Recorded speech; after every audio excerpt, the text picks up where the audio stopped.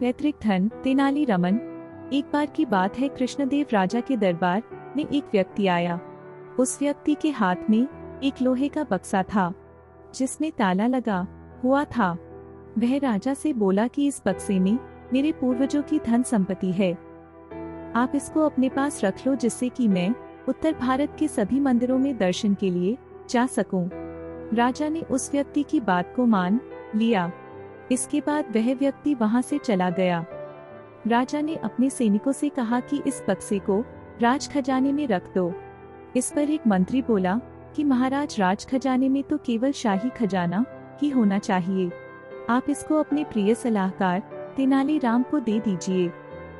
राजा ने मंत्री की बात को मानकर बक्से को तेनाली राम को रखने के लिए दे दिया जब तक वह व्यक्ति लौट कर नहीं आता। तेनाली राम ने बक्सा ले जाकर अपने घर में रख दिया। 6 महीने के बाद वह व्यक्ति लौट आया और राजा से अपना बक्सा मांगने लगा। राजा ने तेनाली राम को बक्सा लाकर व्यक्ति को देने को बोला। जब तेनाली बक्सा लाने घर गया तो उसने देखा कि बक्से का वजन पहले से कम हो चुका था। उसको पता चल गया था कि व्यक्ति बेवकूफ बना रहा है। इसके बाद वह खाली हाथ ही दरबार में गया और उस व्यक्ति से बोला कि मैं तुम्हारा बक्सा नहीं ला सकता क्योंकि तुम्हारे पूर्वज हमारे घर आ रखे हैं। उस व्यक्ति ने राजा को कहा कि तेनाली राम झूठ बोल रहा है, यह मेरे खजाने का बक्सा नहीं देना चाहता। तेनाली राम ने राजा से भी वही बात कही। इसके बाद राजा बोले कि हम सब तुम्हारे घर जाएंगे, यदि तुम्हारे घर में इसके पूर्वज नहीं मिले तो तुमको सजा मिलेगी। तेनाली राम इसके लिए मान गया। इसके बाद सभी तेनाली राम के घर गए। वहां जाकर सबने देखा कि बक्से के अंदर चींटियां जा रही थी।